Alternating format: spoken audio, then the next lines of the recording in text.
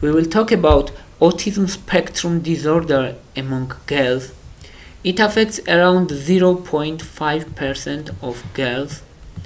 It's less common generally among girls, it's more common among boys. And now let's explain and let's describe what looks like classical autism. First and most important symptom is social challenges. It means lack of interest and difficulty in interacting with peers. Such girls are solitary, they are alone, and they are looking how other children are playing together. Second symptom is communication challenges. Language delay is most pronounced here, and for such kids, verbal cues and body language understanding can be difficult, and they start talking and speaking and their language is delayed importantly, and sometimes they are not talking at all. It's communication challenges. And third is repetitive behavior. Repetitive behavior means, for example, hand flapping, like this. They are, if they are happy or they are looking something interest, they hand flapping, rocking or twirling sometimes, or they order things, for example, cars or toys, order in specific rule, and if you move them even slightly, they upset and they need to fix it first and they can calm down. It's part of repetitive behavior. And here's also a question: if autistic kids have intellectual disabilities, sometimes yes, and sometimes it's associated with intellectual disabilities, but in many cases they have normal intelligence, and also in many cases they have above average intelligence. And now let's say, what about girls, and what is specific forms of autism and specific symptoms among girls? Among girls, most common form of autism is Asperger's syndrome.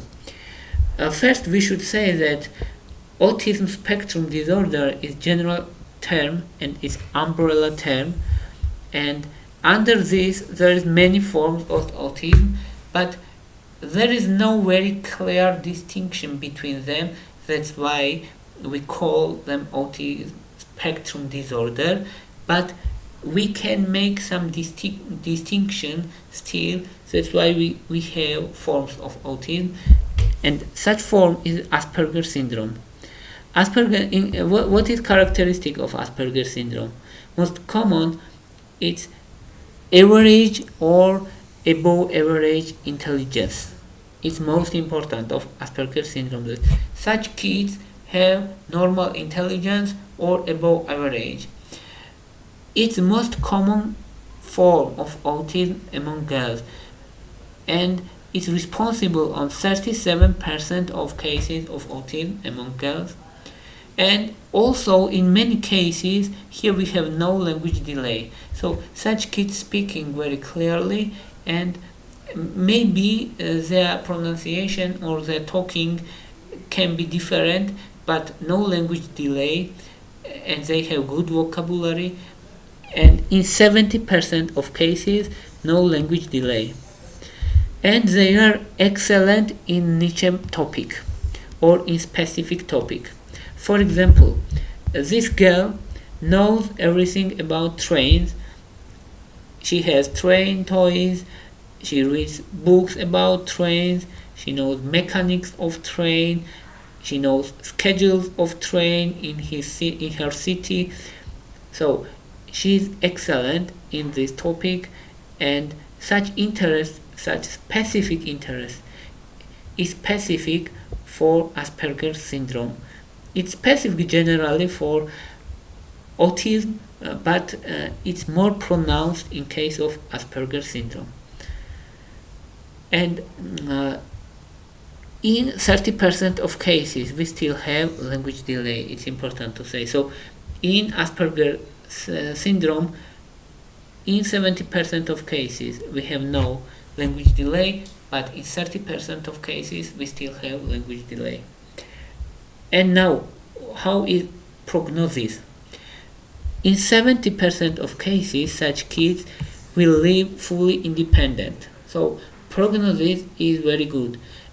In 25% of cases, they will live partially independent, and they will be dependent on caregiver only 5% of cases. It's considered excellent prognosis actually, because most of them will be fully integrated in society and will live fully independent life. So prognosis is perfect in this case. Second most common form of autism in girls is pervasive developmental disorder. It's responsible on 35% of cases, of autism cases. And how we can define it? It looks like classical autism, but milder symptoms. So it has social challenges, communication challenges, language delay, repetitive behavior, but less pronounced. This is pervasive developmental disorder. So milder classical autism. Prognosis here is also good. Almost 90% of such kids will be fully independent or partial independent, and only 10% of them will require caregiver attention, and they will be dependent on caregiver. Only 10% of cases. So prognosis here also is very good. And third most common form of autism among girls is classical autism. It occurs in 27% of cases, and here prognosis is also partially good actually, because 70% of such kids will be partially independent or fully independent, and 30% will be dependent on primary caregiver. And now let's say other forms of autism in girls. They are rare. For example, childhood disintegrative disorder is rare. It occurs less than 1% of autism cases. But if it occurs, it's severe. It means before age of 2 or age of 3 or 4, kid is developing normally, and child starts regress after 2 years or 3 years or 4 years, starts regress, forgetting what she learned, and it has poor prognosis. So if child stops speaking or stops doing what she already knows, it means regress, and it has unfavorable prognosis. 90% of them will require lifelong support from caregiver. But such cases fortunately are rare. And Rett syndrome is also rare. It occurs around 1% of autism cases, and it happens exclusively in girls. It's strongly genetic, and after 6 months there is slowed head growth, deterioration of hand skills, and breathing problems, and they have also classical symptoms of autism, and majority of them will require also lifelong support. So prognosis is not favorable here also. That's all I wanted to say about autism spectrum disorder among girls. So most common form is Asperger's syndrome, which has excellent prognosis. Second most common form is pervasive developmental disorder, which is mild autism, and classical autism is third most common form.